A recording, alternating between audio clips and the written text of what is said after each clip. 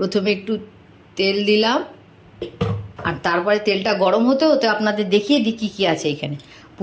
পুঁই শাক আছে এইখানে, আলু, বেগুন, কুমড়ো, আর এই যে চিংড়ি মাছ, এই যে ধনেপাতা লাগবে একটু, আর ফোড়নের জন্য শুকনো লঙ্কা, তেজপাতা, আর এখানে হচ্ছে পাঁচফোড়ন। আর এটা আপনাদের কমেন্টে বলতে হবে যে এই জিনিসটা কি, এটা আমি মেনশান করলাম না।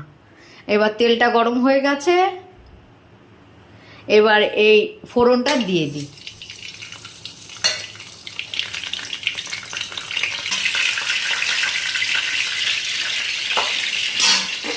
এটা ফাটছে, একটু গরম হোক, তারপরে আবার দেখাচ্ছি।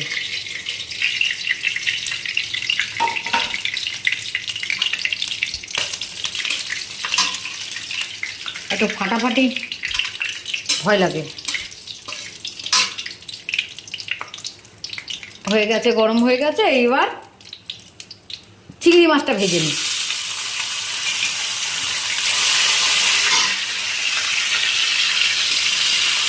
একদম সাধারণ রান্না।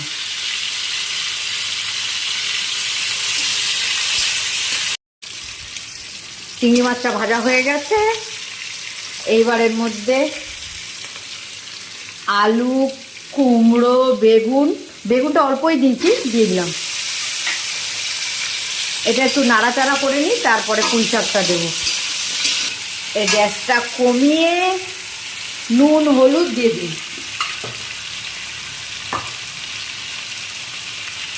এই দিলাম নুন,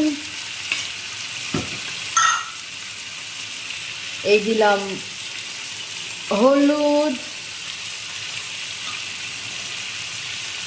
মিষ্টিটা মাঝামাঝি সময় দেবো, মিষ্টিটা এখন দেবো না, তাহলে এগুলো নরম হতে একটু সময় লাগবে। অনেকেই প্রশ্ন করতে পারে, দিদি তুমি এত বড় কড়াই নিয়েছো কেন?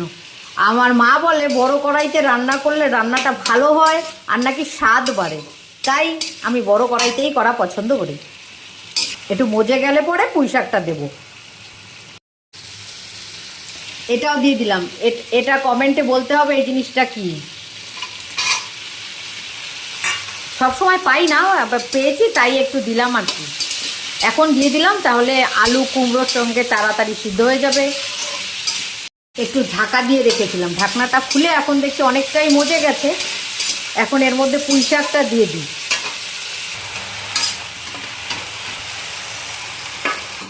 আর একটু নুন দিয়ে দিই।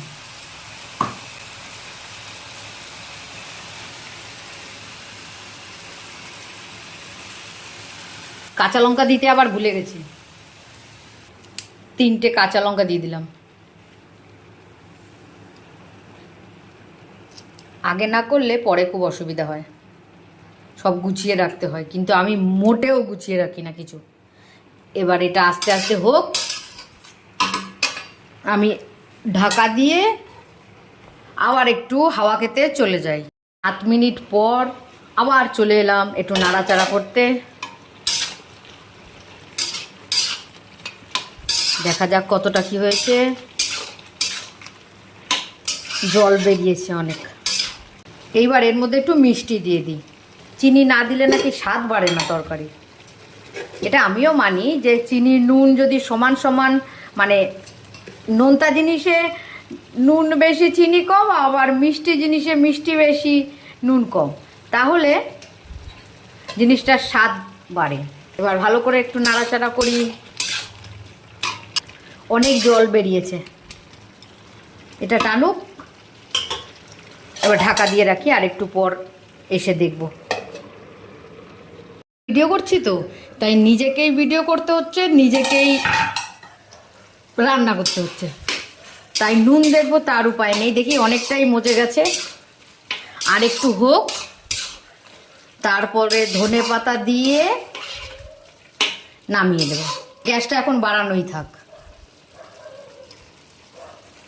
কেমন লাগছে দেখে? ভালো লাগছে? আমি এরকম সহজ সহজ রান্না করতেই পছন্দ করি। কি হলো? বাহ, দেখে তো ভালোই লাগছে। এবার একটু ধনেপাতা দিয়ে দিই অল্প করে। কেমন হয়েছে জানি না, ধনেপাতা দিলে কেমন লাগবে সেটাও আমি বুঝতে পারছি না। অনেক দিন পর দিলাম, যেহেতু চিংড়ি মাছ দিয়েছি তো তাই, যাতে ওর একটা আঁশটা গন্ধ না লাগে। এইবার একটু ঢাকা দেওয়া থাক, তারপরে নামাচ্ছি।